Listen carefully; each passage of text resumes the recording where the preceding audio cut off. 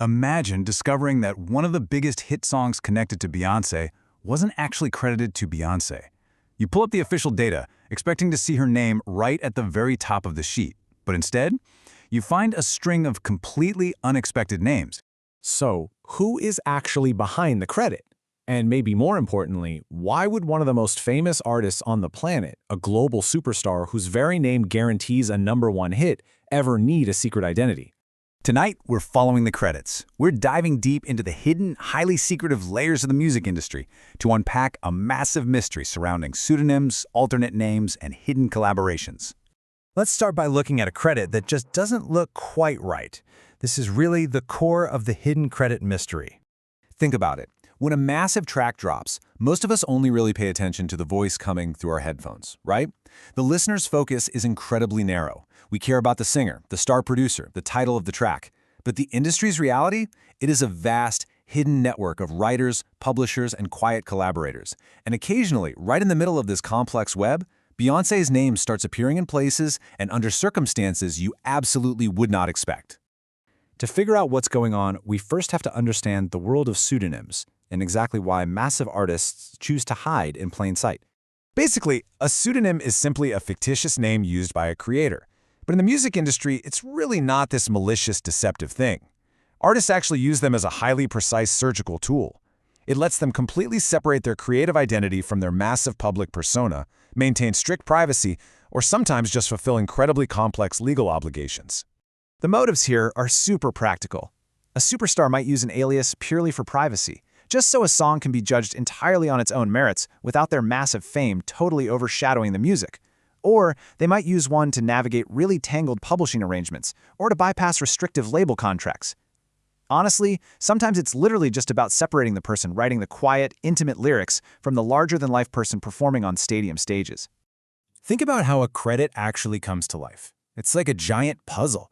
It starts right at the top with the artist, then flows down to the specific songwriter, moves over to the producer shaping the sound, gets all tied up in publishing rights, and only then does it become that final credit you see on Spotify or Apple Music. There are literally 5 distinct layers here, where a true identity can be perfectly, legally, and creatively hidden. Which brings us right to the ultimate question we're investigating today. Knowing exactly how complex this chain is, and knowing why these artists hide, has Beyoncé ever actually used another identity? Let's go hunting for these names. And to do this right, we absolutely have to separate cold, hard facts from wild internet rumors. We are starting an active investigation here, which means strictly separating verified industry practices from baseless speculation. For instance, if a documented name appears in official publishing records, boom, that is a confirmed credit. But what about an unclear alias spotted scribbled on a whiteboard in some grainy studio footage? Well, that remains completely unclear. And a viral alias just floating around a Reddit thread or an internet forum, that is strictly a rumor. We've got to stick to the evidence. But why do those viral aliases even gain so much traction in the first place? Well, when official credits are super murky, or a single song suddenly has a dozen different contributors listed, human nature just takes over. This is exactly where the internet fills in the blanks, spinning these massive, complex conspiracies out of what are usually just standard industry practices. This is where the story gets strange. And to make sense of it, we really need to unpack the actual process, especially the difference between ghostwriters and real songwriters. We have to clear up a huge misconception in pop music right now. Ghostwriting is an uncredited, entirely secret contribution. You write the verse, you get paid, and your name never ever sees the light of day. Co-writing, on the other hand, is a credited, collaborative contribution. Just because someone isn't standing in the primary spotlight, or they decide to use an alias for publishing reasons, does not automatically mean they are secretly ghostwriting. The public's perception really oversimplifies how this creative magic actually happens. Let's break down the exact anatomy of a massive hit song, because it's almost never just one person sitting alone in a vocal booth. The singer handles the performance.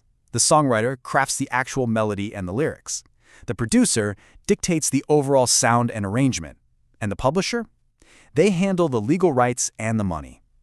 A single track can have entirely different, totally separate teams operating in every single one of these 4 layers. So why hide the credit at all? What are the actual motives behind this mystery? Bringing our focus firmly back to Beyoncé. Why would her specific involvement or the involvement of her inner circle be buried deep within these complex industry layers? Well, when we actually look at the data, we find some really clear possibilities.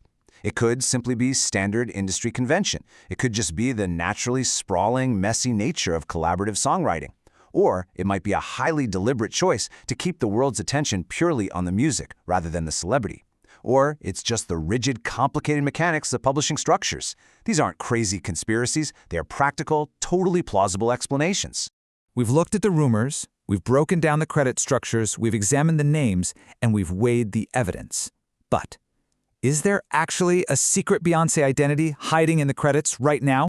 It is time for the final reveal. Let's get to the real truth behind the name. When we finally strip away all the tabloid gossip and look purely at verified official databases, we find a very specific truth. For every single viral claim out there saying that she is secretly orchestrating entirely separate identities under obscure pseudonyms to manipulate the charts, well, there is one major problem with this theory. We can't actually prove it. And in a real investigation, if you literally cannot verify it with official publishing records, it just remains a rumor. Which actually leads us to a much more profound realization today. The real story here isn't some sensational, shadowy conspiracy. The truth is that the music industry itself makes a superstar's creative involvement look totally mysterious just because of those incredibly dense, separate legal layers we talked about. Maybe the biggest secret wasn't a hidden identity at all. Maybe it was just how much intricate, brilliant, collaborative work actually happens behind a name the entire world already knows. I've got to admit, I thought I knew exactly how pop music credits worked before diving into all this data with you guys, and I clearly didn't. The sheer complexity of writing, producing, and publishing a global hit is absolutely staggering. So the next time you hear a massive hit playing on the radio, don't just ask who sang it. Look at who wrote it. You might just find a completely different, totally fascinating story hiding right there in the fine print.